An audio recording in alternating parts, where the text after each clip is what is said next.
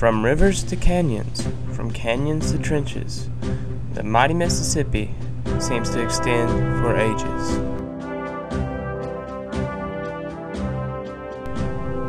The river runs between two towns in extreme western Kentucky. The history of this place can be traced back to the Civil War. The fort at Columbus supplied troops to the surrounding areas.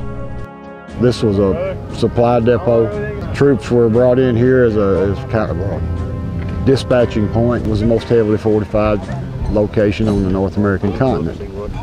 With 140 cannon in place, several miles of earthworks, miles of rifle pits, and 17 to 19,000 troops. The fort was controlled by General Leonidas Polk. These towns were highly fortified areas. Columbus itself was known as the Gibraltar of the West. The significance about Columbus in relationship to the Civil War is the high bluffs. Had a commanding view of the river, which allowed whoever had control of it to control passage on the river. And the river was a very significant point on the continent because it basically, whoever controlled the river controlled the South and the West.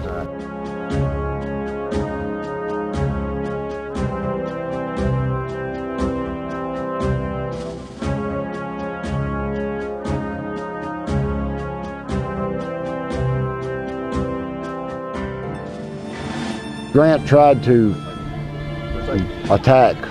He was basically feeling out the strength of the Confederate forces and the earthworks.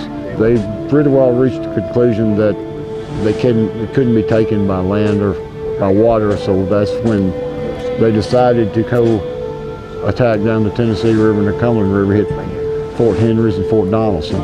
When those two forts fell, they effectively cut this fort off, and that's what forced the Confederates to evacuate. It wasn't because they couldn't hold it, but they would have just been basically starved out.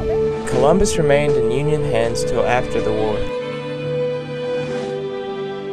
One of the weapons that fell into Union hands was the legendary Cannon 209. In the 1930s, Civilian Conservation Corps placed Cannon 209 on a wooden replica carriage for exhibit. In 1943, parts of the land collapsed, taking Cannon 209 with it. It would not be seen again for 55 years. The cannon was rediscovered in the early 90s at the bottom of the bluff.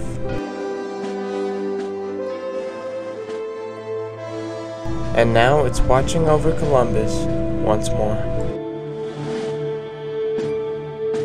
One of the events that happens at Columbus Park is the Civil War days. Many reenactors come from across the nation to participate in this event. This event actually started in 1991. We were down here the whole weekend. We provided a meal for the reenactors at the time. I always had an interest in history, and sitting around here and watching the battles and talking to the guys, and that looks like it would be a lot of fun. But it's a good hobby. It's family oriented, and it's a lot of fun. Excellent. We started meeting in July. Takes about a good week of work that people don't see. The park people getting stuff ready, getting the firewood cut. They spend work year round when accumulating the firewood, getting the straw put out, and getting everything ready for the event to take place. And people start coming in here about on Thursday mornings. From Thursday morning till Sunday afternoon, it's busy, busy, busy. Columbus, the Gibraltar of the West, still has visitors today.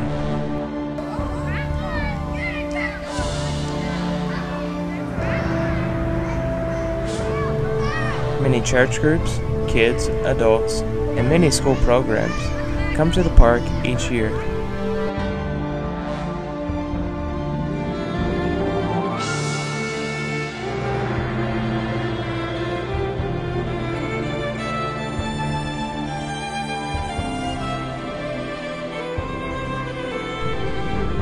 When visiting the park, one cannot forget the history and the beauty of this place.